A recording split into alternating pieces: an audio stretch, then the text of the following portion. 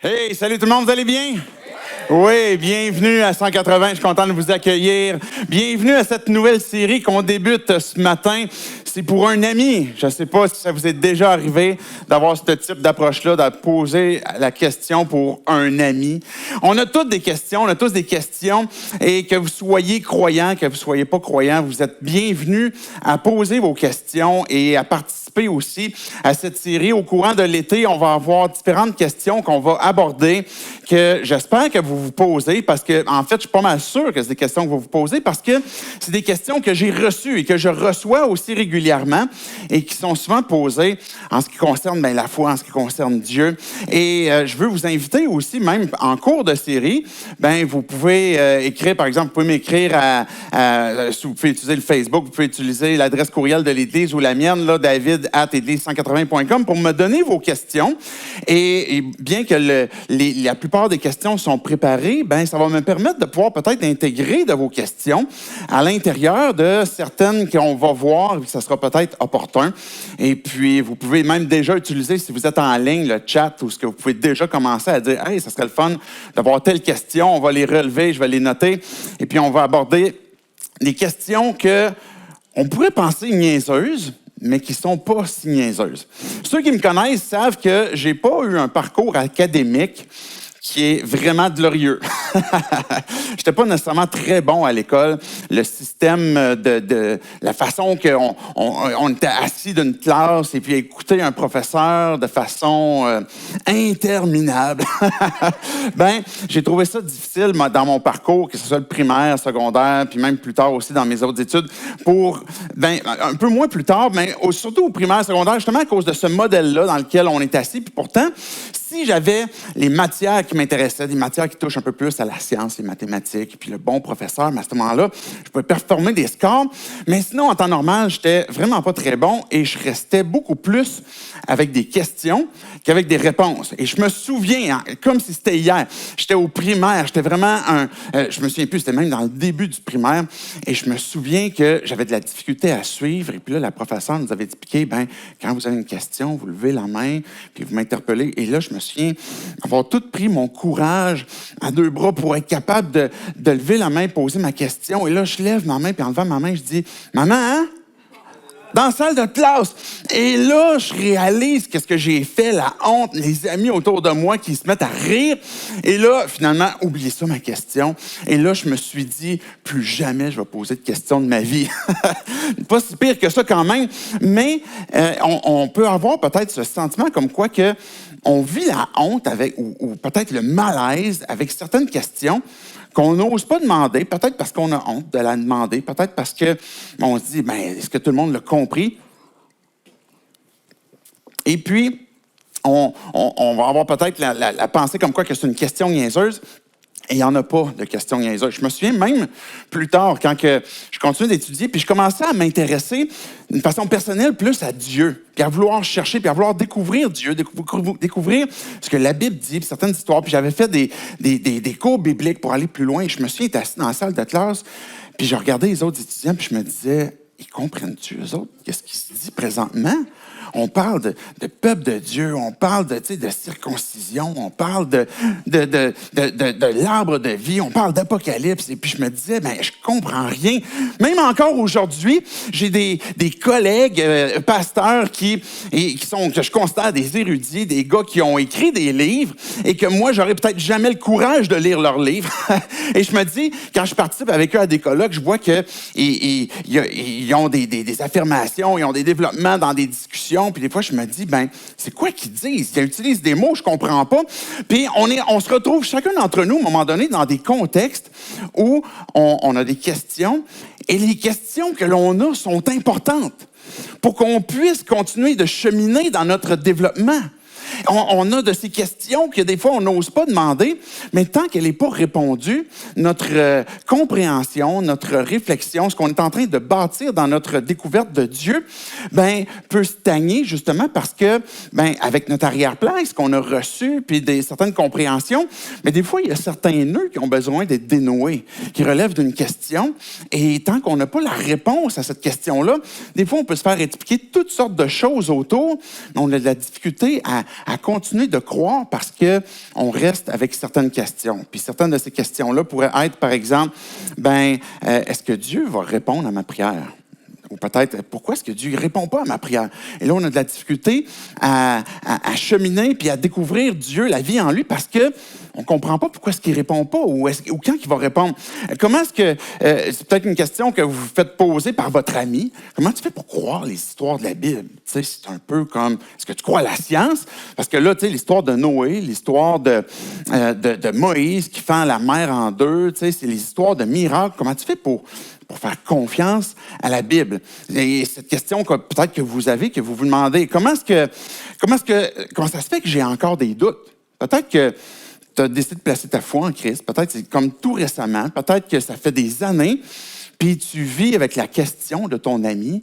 Comment ça se fait? J'ai encore des doutes, même après tant d'années. Puis si je suis un croyant, peut-être c'est la question avec laquelle tu vas lutter. Ou est-ce que Dieu pardonne toujours? Parce qu'on va avoir peut-être notre ami qui a fait un gros péché, puis qu'on se dit, est-ce que Dieu va lui pardonner ça?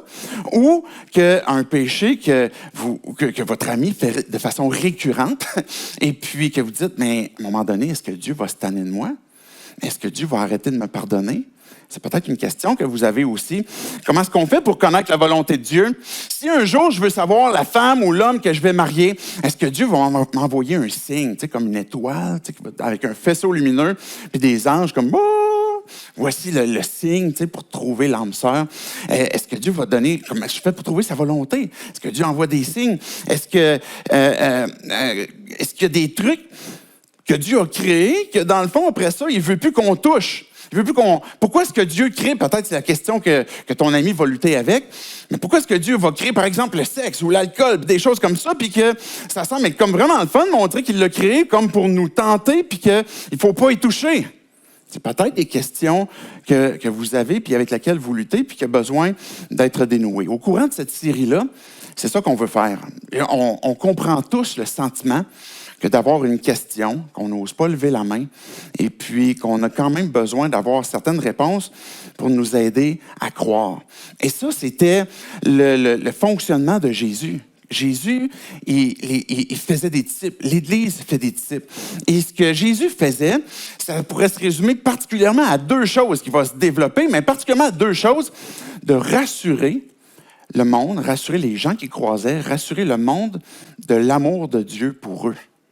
Que Dieu t'aime inconditionnellement.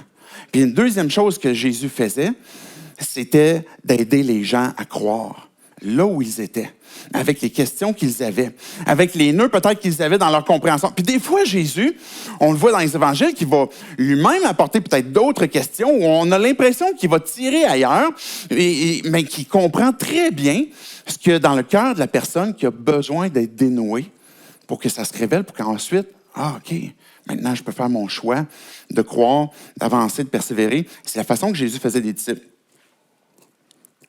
Mais la façon que je veux faire, à travers les discours, le plan de match, dans le fond, c'est qu'on va poser la question. Et par exemple, la question qu'on se pose ce matin, si je fais le bien, est-ce que Dieu va me le rendre? C'est une question qui est pratiquement dans toutes les pensées, pratiquement dans chacune des têtes, dans nos têtes, qu'on soit croyant ou pas. Si je fais le bien, est-ce que Dieu va me le rendre? Ou on pourrait poser la question, qui est une variante, si je suis en train de souffrir, si je suis en train de vivre des épreuves, est-ce que c'est parce que j'ai fait le mal puis que Dieu est en train de me punir? On va avoir cette question dans nos têtes qui va nous amener à, j'ai besoin de comprendre, à savoir qu'est-ce que je dois faire pour avoir le bien de Dieu, avoir sa faveur. Et dans le plan de match, on pose la question et on va répondre brièvement à la question pour que vous puissiez avoir une synthèse claire de c'est quoi la réponse. La question qu'on vient de poser ce matin, la réponse, c'est non. Okay? Fait que là, je ne vais pas appeler les musiciens pour dire OK, c'est fini. On va aller plus loin que ça. Mais si je fais le bien, est-ce que Dieu va me le rendre? La réponse est non. Mais dans le développement, on va expliquer pourquoi. Puis à la conclusion, je vais quand même apporter certaines nuances. Parce que tout n'est pas non plus absolu. On a besoin, des fois, dans certaines des questions qu'on va voir au courant de la série, on va apporter des réponses, mais ça va être quand même nécessaire, à l'occasion, peut-être souvent aussi, d'apporter des nuances pour départager certaines choses. Donc, comment est-ce qu'on on a cette réflexion dans nos têtes ou cette question de notre ami, « Hey, si je fais le bien, est-ce que Dieu va me le rendre? » Ou « Si je suis en train de souffrir actuellement, est-ce que c'est parce que j'ai fait du mal puis que Dieu est en train de me le rendre puis il me donne ce que je mérite? » Mais la réponse, c'est non. J'aimerais qu'on puisse tout simplement prier, juste avant qu'on aille plus loin. On va lire certains textes de la Bible. Je vais essayer de répondre de façon claire, succincte à ces questions-là pour qu'on puisse voir et puis voir, en fait, aussi, une fois la question répondue, en quoi ça va changer nos vies. Dieu, je veux te dire merci pour ta parole. Merci parce que Jésus, tu es celui qui veut répondre à nos questions, qui veut nous aider à croire, qui nous rappelle l'amour inconditionnel que tu as pour nous, que Père, tu as pour nous. Je te prie que par ton esprit, que tu puisses venir nous parler, que chacun d'entre nous, peu importe là où on est rendu, peu importe la question que l'on a, peut-être c'est celle-là qu'on lutte avec ce matin, mais que tu puisses venir répondre dans nos cœurs, dans notre esprit, et apporter la lumière sur cette question peut-être que l'on a pour qu'on puisse découvrir qui tu es et puis avoir cette vérité ou cette réponse qui va être apportée, qui va pouvoir transformer nos vies par ta vérité. C'est en ton nom, Jésus, qu'on prie ces choses. Amen. Amen. Quelques exemples. Inconsciemment, on pourrait se dire, il faudrait que j'arrête, par exemple, de sacrer pour que Dieu puisse répondre à ma prière. Il faudrait que j'arrête de faire ce comportement-là.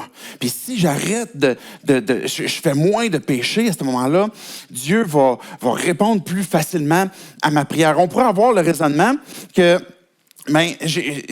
j'aimerais que Dieu m'exauce, par exemple, pour guérir mon enfant qui a peut-être un problème de santé. Et puis à ce moment-là, je vais servir plus dans l'Église. Et si je m'investis plus, si je sers plus, si je fais plus d'œuvres, à ce moment-là, Dieu va me redonner plus. Il va me bénir plus. On pourrait avoir cette réflexion-là, cette pensée-là.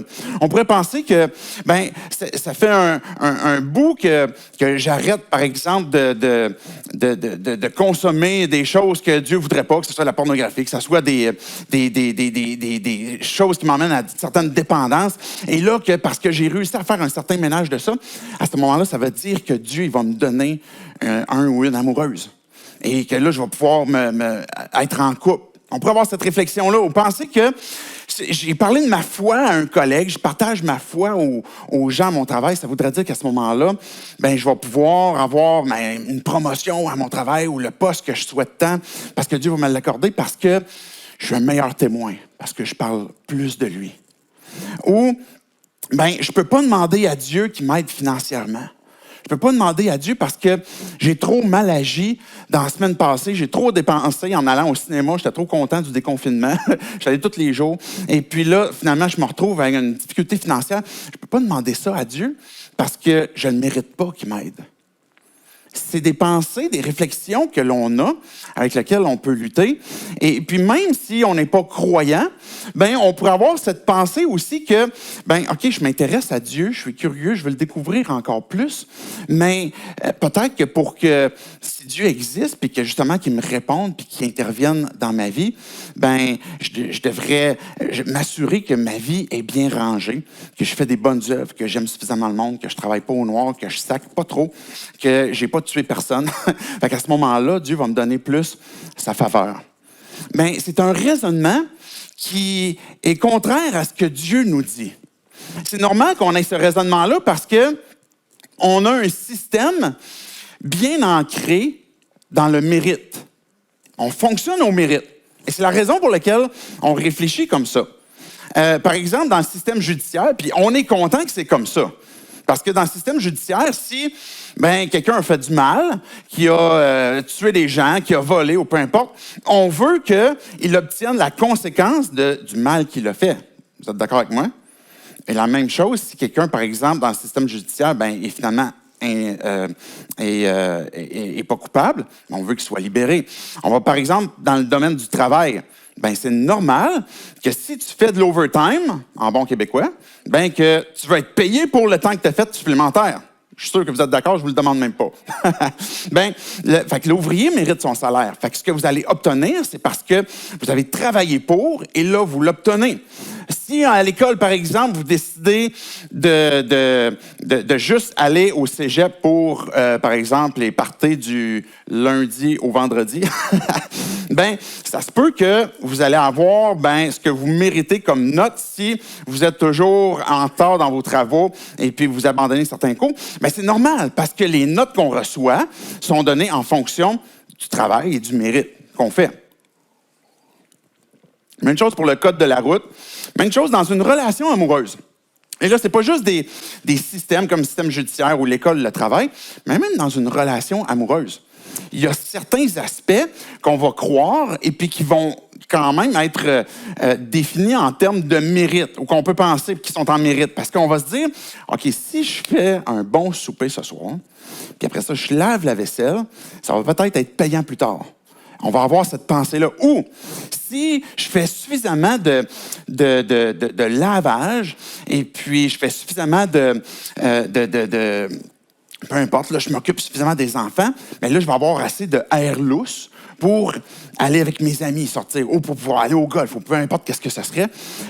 On va avoir cette pensée comme quoi que, je vais cumuler des choses pour pouvoir le dépenser plus tard. Mais c'est sûr que si, par exemple, je deviens très contrôlant sur la personne que j'aime, sur tout ce qu'elle fait, mais ça se peut qu'à un moment donné, ça va affecter ma relation de couple.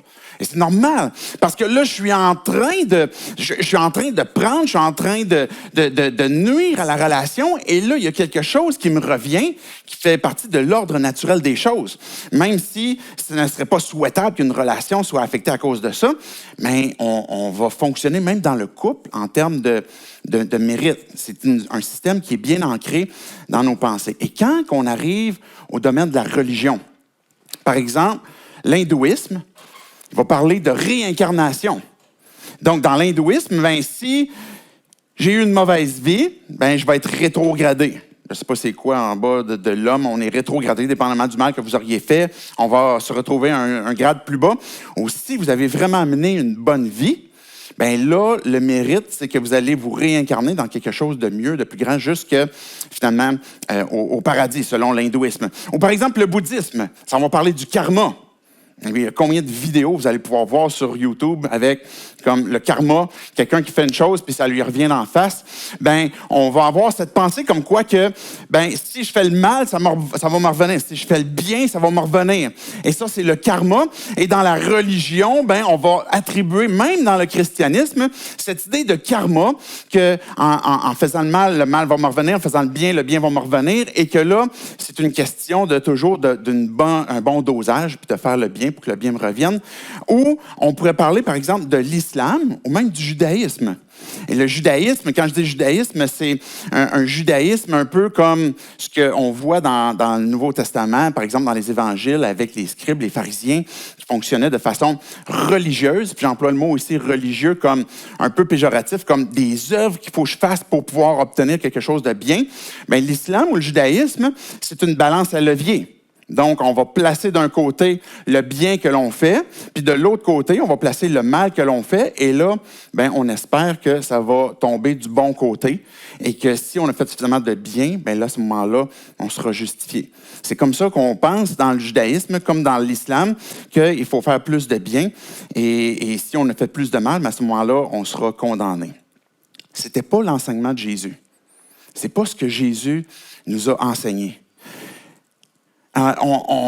Même dans le christianisme, avant que j'aille plus loin quand même avec ce que Jésus nous a enseigné, on a eu certains discours des fois que dans le passé, dans l'histoire du catholicisme et même dans l'histoire chez les protestants, les évangéliques, que pour obtenir de Dieu, il faut que tu fasses des œuvres.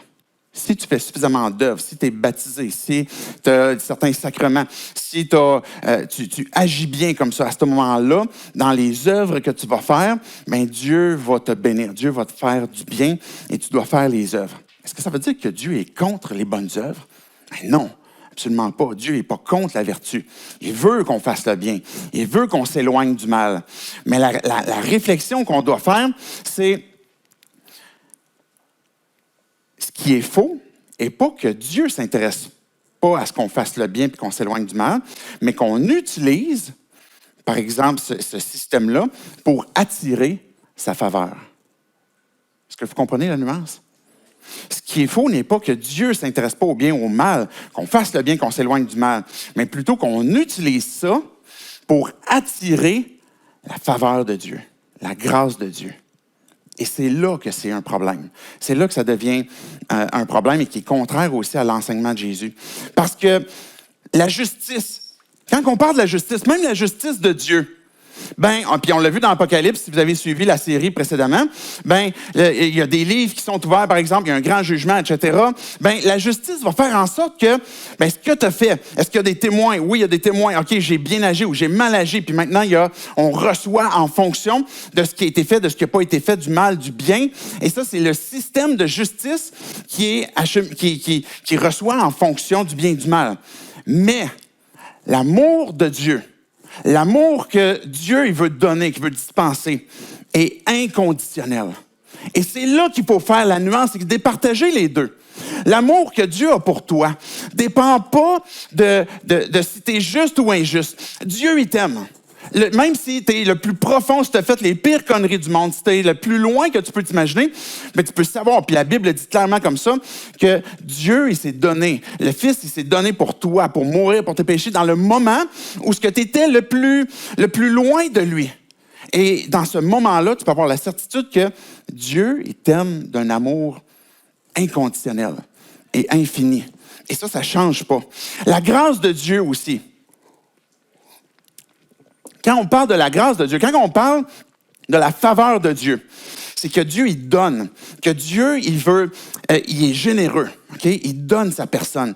Il veut donner son salut. Il veut donner son intervention. J'ai fait des niaiseries, j'ai fait des conneries, j'ai péché, j'ai mal agi, j'ai dit des choses que j'aurais pas dû dire, j'ai fait des choses que j'aurais pas dû faire, ou il y a des choses que j'ai pas fait que j'aurais dû faire, et puis, qui va me délivrer de tout ce mal-là? Mais Dieu, quand il donne gratuitement sa grâce, c'est un don gratuit. Il y a beaucoup de redondance dans ce que je dis, mais je fais exprès. Parce que la vie éternelle, c'est un don gratuit de Dieu. C'est un cadeau. L'amour de Dieu n'est pas à vendre. La grâce de Dieu n'est pas à vendre. Et c'est la raison pour laquelle on répond que non, si je fais le bien, Dieu ne va pas me le rendre. Parce qu'il donne gratuitement. Et quand il donne son amour, il va donner gratuitement. C'est ça son désir, c'est ça son intention. Et quand il veut nous sauver, quand il veut intervenir dans nos vies, quand il veut nous faire découvrir la vie abondante en lui, c'est parce qu'on est en train de venir à lui et de dire, Dieu, tu ne me dois rien. Il n'y a aucun bien que j'ai fait que je vais pouvoir acheter en échange de ton amour. Il n'y a rien dans mes œuvres que j'ai fait qui va me permettre d'acheter ta grâce. Il n'y a rien dans le mal que j'ai fait qui va faire en sorte que je vais être séparé de ton amour. Dieu, il t'aime, il veut intervenir dans ta vie, il veut te sauver, et ça, c'est à cause de son amour. Puis c'est à cause de sa grâce qu'il veut nous donner. Et son amour n'abolit pas la justice. Et c'est la raison pour laquelle le Père a donné son Fils. C'est la raison pour laquelle Jésus a volontairement donné sa vie. Lui qui n'a pas péché, qui avait une vie parfaite, juste, qui a performé toutes les œuvres nécessaires de la justice pour obtenir parfaitement le pardon, le salut et la vie éternelle. Vous me suivez? Et quand il a donné sa vie, c'était dans le but de pouvoir mourir pour nos péchés, ressusciter pour prouver et puis nous acquérir le salut, ouvrir le ciel, et puis nous dire maintenant, la justice est accomplie. Que maintenant, la condamnation est tombée sur Jésus, lui qui ne méritait pas la condamnation de nos péchés, et que maintenant, sa justice que lui a performée, et pas que moi ou chacun d'entre nous, on pourrait performer, mais que lui a performé, mais cette justice-là m'est donnée. Et si je fais le bien, est-ce que Dieu va me le rendre? Mais la réalité, c'est qu'on a tous fait le mal. On a tous mal agi. Peu importe le péché, même si on pense qu'on est une bonne personne, l'injustice, la conséquence de ça, c'est la mort, c'est la séparation d'avec Dieu. Mais l'intervention de Dieu, c'est qu'il dit « Je t'aime inconditionnellement. Je te donne ma grâce, ma faveur, gratuitement. Et la justice a été payée par moi à la croix pour que tu puisses l'obtenir. Et l'amour de Dieu annule pas la justice. Mais l'amour de Dieu nous presse et nous emmène à découvrir un Dieu qui nous aime et que si ça va mal dans ma vie, bien, je ne vais pas m'éloigner de lui parce qu'il est en train de me châtier puis il est en train de m'en vouloir puis je dois avoir peur de lui. Mais quand que je suis dans l'épreuve, quand j'ai des difficultés, quand que j'ai péché, notre premier réflexe devrait être, je vais aller à lui. Parce que c'est lui qui va pouvoir m'aider. Parce que c'est lui qui me donne son amour gratuitement, qui est inconditionnel, et puis sa grâce aussi, qui ne change pas. Je vous tourne dans un premier texte. Dans Jean 10, 10. Quelles sont les conséquences si on se met à réfléchir à l'inverse? Je veux faire le bien pour que Dieu puisse éventuellement me le rendre. Il faut comprendre d'abord que, comme on vient de répondre, la réponse c'est non. Dieu ne va pas me rendre à cause du bien que j'ai fait. Mais Dieu, il nous donne, et tout ce que l'on reçoit, tout ce que l'on a, c'est un cadeau de Dieu. C'est la grâce de Dieu. C'est le bien de Dieu. Et quand, regardez par exemple Jean 10, si je me mets à croire l'inverse, bien, le voleur, il vient que pour dérober, égorger et détruire. Et moi, c'est Jésus qui parle, moi, je suis venu afin que les brebis aient la vie et qu'elle l'ait en abondance. Le plan de Jésus, c'est de pouvoir donner la vie en abondance. Et Jésus, il n'est pas en train de mentir, il n'est pas en train d'exagérer, il n'est pas en train de trop en mettre. Mais quand on écoute ce que Dieu nous dit, OK, je veux tout simplement aller à Jésus. Parce que je veux saisir sa grâce. Et puis, je ne vais pas m'empêcher d'y aller parce que je suis en train de vivre des épreuves, puis ça doit être parce que Dieu est fâché contre moi. Mais je vais discerner qu'il y a peut-être un mensonge que je crois. Que si j'ai envie de répondre comme quoi que, ben oui, je dois faire le bien pour obtenir, pour que Dieu puisse me rendre, ou je suis en train de vivre le mal, ça veut dire que Dieu est fâché contre moi, mais que je suis en train de discerner qu'il y a ce mensonge, que l'adversaire, ce qu'il veut faire, c'est détruire.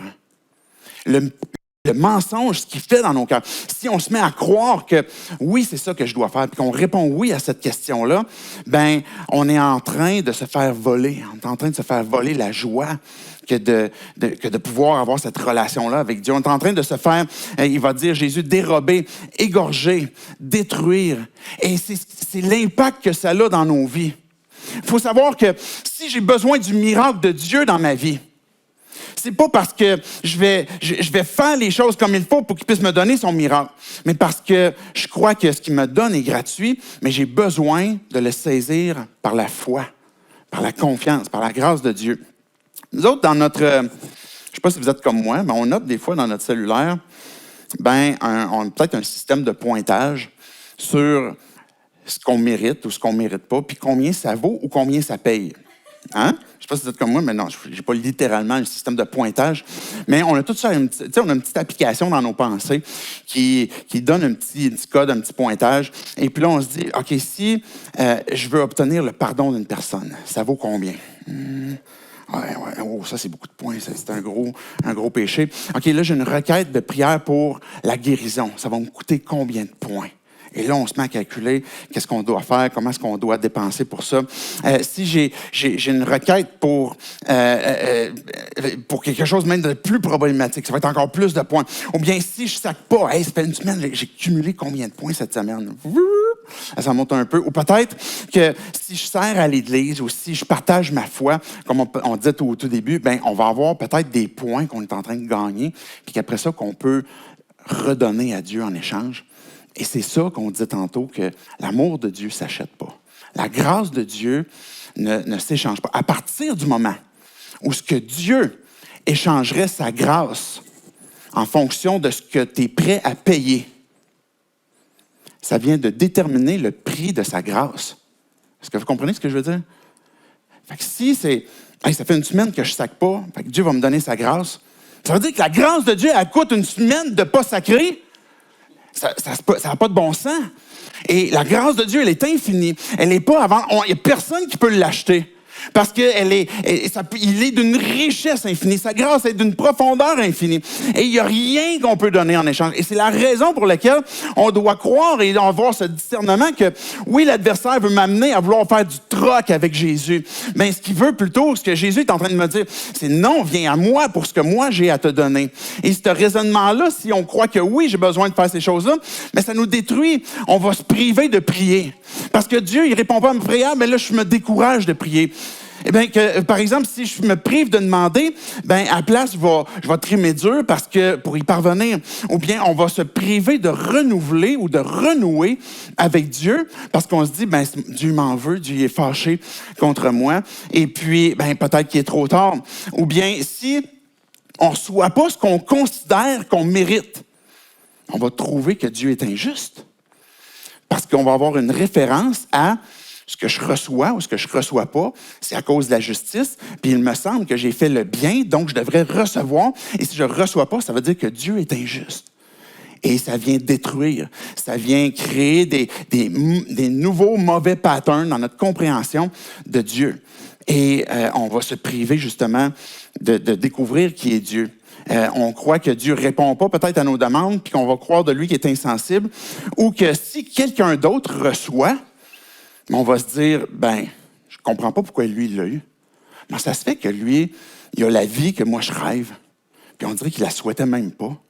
Mais ça se fait qu'elle, elle a ces choses-là que moi, je veux tant depuis tant d'années, puis que j'ai pas encore. Et puis, ça peut nous amener à croire que, ben, c'est à cause du hasard. C'est à cause que c'est la vie. Et c'est pas, et là, on ne voit plus que Dieu donne sa grâce à qui il veut, comme il veut, gratuitement. Notre foi est affectée si on croit ce mensonge. Et je termine rapidement avec quelques exemples qu'on voit même dans la Bible. Cette question-là, cette réflexion-là, on n'est pas la seule à l'avoir, on n'est pas les seuls à avoir eu cette pensée-là. Et c'est la raison pour laquelle la Bible et que Jésus a insisté beaucoup pour démontrer comment est-ce qu'il veut nous donner son intervention. Mais pour ça, on a besoin de reconnaître notre incapacité. On a besoin de reconnaître qu'on a mal agi et qu'on a besoin de la justice de Dieu et que finalement, j'ai besoin de son salut. Par exemple, Job. Ben Job, il disait, j'ai toujours bien agi.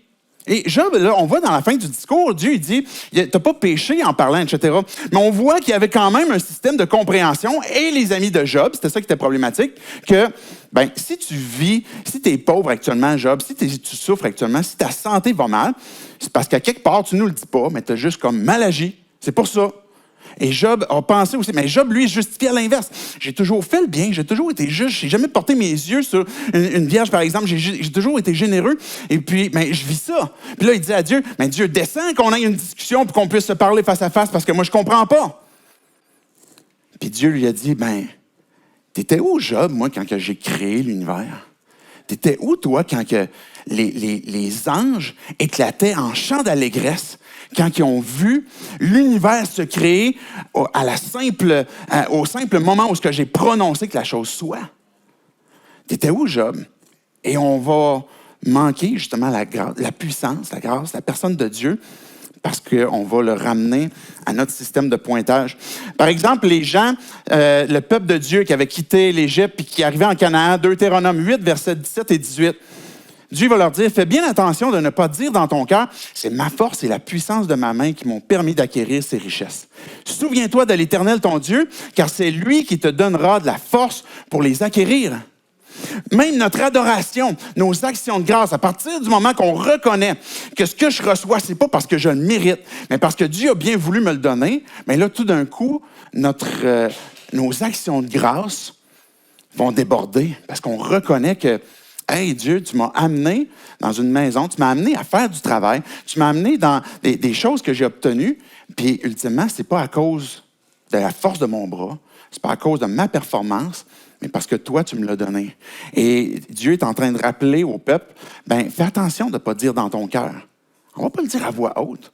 On va avoir cette pensée-là dans le fond de notre cœur que, hey, je suis pas pire, j'ai bien réussi, je travaille bien, je le mérite. Même la capacité de travailler, Dieu dit, c'est moi qui te l'ai donné. Alors, on voit plusieurs personnages bibliques qui sont dans des histoires qu'on peut lire tout au long de la Bible et que Dieu a choisi sans mérite. Pierre, j'aime vraiment Pierre parce que c'est vraiment un gars ordinaire. Un homme sanguin qui n'a pas toujours les bonnes réflexions, pas toujours les bonnes pensées, et puis pourtant que Dieu a choisi, que Jésus a choisi, puis il a dit, Pierre, c'est sur toi que je vais bâtir l'Église, sur ta foi, sur les apôtres qui sont là aussi, avec l'Église. Dieu va choisir des gens qui ne le méritent pas, mais qui va placer, qui va utiliser, parce qu'il l'a choisi. On pourrait parler de Samson. Je ne sais pas si vous connaissez l'histoire de Samson, mais le gars, il aimait les femmes. On voit dans la Bible que ça a été ce qui a causé sa perte aussi. Mais Dieu l'a utilisé. On voit que Dieu a utilisé Jacob. Le gars, c'est un trompeur. C'est un tricheur. Et puis Dieu l'a utilisé. Puis on parle du peuple de Dieu comme le peuple d'Israël, qui est Jacob. C'est pas rien. Mais pourquoi? Parce que Dieu a voulu l'utiliser. Parce que Dieu a voulu lui donner sa grâce. On va parler, par exemple, de Paul. Paul, il va dire de lui-même, je suis le premier des pécheurs. Je suis le premier qui ne mérite rien de Dieu. Puis Dieu m'a choisi. Il persécutait l'Église. Il tuait les chrétiens. Puis un jour, Jésus est intervenu puis il a dit, Paul, c'est toi que je vais utiliser. C'est fou. Et ça, c'est ce que Dieu veut faire avec nos vies. Pas parce que tu le mérites. Pas parce que tu l'as performé. Parce que Dieu veut te donner son amour, sa grâce. Je pourrais parler du roi David qu'on voit dans la Bible. On l'imagine toujours comme un super Abraham. Quand vous regardez leurs histoires, c'était des gars ordinaires. Si David avait été de notre temps, on aurait peut-être eu même de la misère. Comme, hey, il est assis là, lui, il est sec. Il a fait des choses qui sont vraiment graves. Là. Il a tué du monde. Il est allé coucher avec la femme d'un autre, il l'a mis enceinte, puis il a tué son mari. Quand même, là. C'est assez, ça serait gros là, dans notre société encore aujourd'hui. Et pourtant, Dieu l'a choisi, l'a utilisé. Et on dit de David qu'il avait un cœur selon Dieu, pas parce qu'il performait puis qu'il réussissait à mériter les choses de Dieu, mais parce qu'il reconnaissait son besoin de Dieu. Il reconnaissait qu'il avait besoin de l'intervention de Dieu dans sa vie, comme tous les autres, nommez-les tous. Même Marie, la mère de Jésus, qui elle aussi avait besoin d'un sauveur. Dieu ne me donne pas sa faveur en fonction de ma performance. Dieu est bon avec nous tout simplement parce qu'il est bon. Et la faveur de Dieu s'obtient uniquement qu'avec la foi. Pour obtenir la faveur de Dieu, pour obtenir les choses que Dieu me donne, en commençant par le salut, la vie éternelle, la rédemption, le salut de mon âme, le fait que je suis séparé d'avec Dieu et que ça, c'est mérité. Je le mérite réellement, je mérite l'enfer. Et que Dieu me donne gratuitement la vie éternelle parce qu'il est mort à la croix, Jésus a donné sa vie, c'est que je veux le recevoir gratuitement. Et je peux rien donner en échange. Mais pour l'obtenir, la seule façon d'obtenir ce salut, c'est la foi. Parce que la foi, c'est la main qui permet de saisir la faveur de Dieu, l'intervention de Dieu. Et tout au long de notre vie chrétienne, tout au long de notre marche avec Dieu, tout au long de notre découverte de Dieu, ça va toujours être la même chose. J'ai besoin encore et encore et encore que Dieu intervienne dans ma vie par sa faveur, en me donnant sa grâce. Mais pour ça, j'ai besoin de lui faire confiance pour la saisir. Mais je dois reconnaître ma faiblesse, mon manque. De lui dire, Dieu, je mérite d'être séparé de toi. Oui, je mérite l'enfer. Ou si je suis son enfant, oui, Dieu, j'ai mal agi à ce moment-là. J'ai voulu satisfaire ce que moi je voulais. J'ai voulu saisir ce que moi je désirais. J'ai voulu satisfaire ma propre idole de consommation, peu importe ce que ce serait, de vouloir plaire aux autres. Et Dieu, je te confesse, j'abandonne, je change mes pensées. Littéralement la repentance. Je change mes pensées pour revenir vers toi, faire un 180 dans mes pensées et puis saisir ta main, saisir ta grâce et puis je lui fais confiance. Cette nuance que je peux apporter, c'est que comme on a parlé du bien et du mal qui est déterminé en fonction de ce qu'on va recevoir à cause, par exemple, d'un système de justice ou dans l'école ou bien qu'on va recevoir, le bien et le mal fait partie aussi des lois naturelles que l'on a sur Terre. Si je fais le mal, c'est normal que je vais obtenir le mal. Vous comprenez? Parce que Jésus lui-même a dit, ce que tu sèmes, tu vas le récolter. Les lois, cette loi de la moisson, que Jésus a utilisé.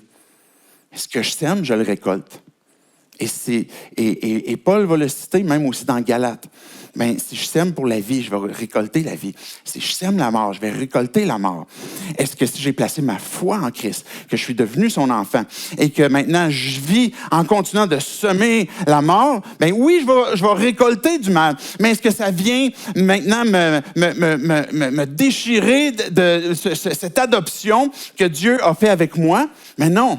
Mais t'es mon enfant. Et si je suis son enfant, il va continuer de m'amener à découvrir qui il est, parce qu'il veut m'amener à découvrir la vie en lui.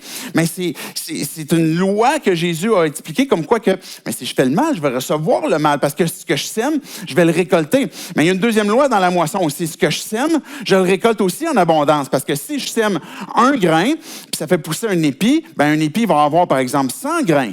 Vous me suivez? Et puis, aussi, ce que je sème, ben, une troisième loi de la moisson, c'est que je vais le récolter plus tard. Et des fois, on pourrait avoir l'impression que je peux faire le mal, je peux faire les choses qui me tentent, parce que de toute façon, ça ne paraît pas. Mais un jour ou l'autre, on va récolter. Ça prend juste un certain temps. Et à l'inverse, on pourrait des fois avoir envie de se décourager parce que j'ai l'impression que je sème le bien. J'ai l'impression que je veux faire le bien. J'ai l'impression que je me sacrifie, que j'aime comme ce que Dieu me demande d'aimer. J'ai l'impression que de vouloir servir et que des fois, il y a un temps qui se passe qu'on ne voit pas, mais que Dieu voit, que Dieu reconnaît, que Dieu voit dans le secret. Même quand on est dans notre chambre seul, où ce qu'il sait, il connaît notre cœur puis il sait ce qui se passe. Maintenant, ce système, comme je disais tantôt, pour revenir à cette question qu'on peut avoir, est-ce que si je fais le bien, Dieu va me le rendre parce que je le mérite? C'est non. L'amour de Dieu est inconditionnel, peu importe ce que tu as fait. Et la façon qu'il veut intervenir dans ta vie est gratuite. Il veut sauver, il veut intervenir. Il veut que tu sois pas croyant encore. Il veut t'amener à découvrir qui il est et peut-être à dénouer une chose qui est là pour faire un autre pas plus loin. Peut-être que tu n'es pas prêt tout de suite à dire « OK, oui, je donne ma vie à Dieu ». Peut-être que c'est ce qui t'emmène à donner ta vie à Dieu, mais ça va t'amener peut-être à continuer de bâtir. Et que si tu es croyant, ben de comprendre encore et encore que tu as besoin de l'intervention de Dieu dans ta vie en chaque circonstance. Que Jésus soit le maître, le sauveur de nos vies. Dieu, je veux te dire merci pour ta parole. Merci pour ce que tu nous dis. Merci pour cette question que tu nous as répondu clairement, comme quoi que tu veux nous donner ta vie. Que ton désir, Dieu, c'est de nous donner cette vie éternelle. Et que ce que l'on mérite, c'est à cause de notre péché, à cause du mal que l'on a pu faire. On est séparé de toi, qu'on mérite la mort. Dieu, on veut se tourner vers toi ou se retourner vers toi. Et que tu puisses venir parler à nos cœurs, que tu puisses venir révéler ce que tu veux qu'on t'abandonne. C'est quoi tu veux qu'on saisisse? Et que Dieu, on puisse apprécier cet amour que tu as pour nous. Qu'on veut renoncer aux mensonges comme quoi que tu nous aimes moins, ou que tu t'intéresses moins à nous. Et se rappeler dans nos cœurs, Dieu, que tu ne t'éloignes pas de nous, que tu cherches à nous révéler ton amour, révéler ta vérité, à révéler, Dieu, ou à nous donner ta grâce, mais qu'on a besoin de lever les mains vers toi pour la saisir, pour te faire confiance. Et t'abandonner, Dieu, ce qui nous sépare de toi. Ce dans quoi on a besoin que d'être sauvé, que d'être libéré. On renonce, Dieu, à penser qu'on va pouvoir en être libéré, délivré, obtenir quoi que ce soit de ta part parce qu'on performe, mais parce qu'on vient à toi et parce que tu donnes généreusement. C'est en ton nom, Jésus, que je prie ces choses. Amen.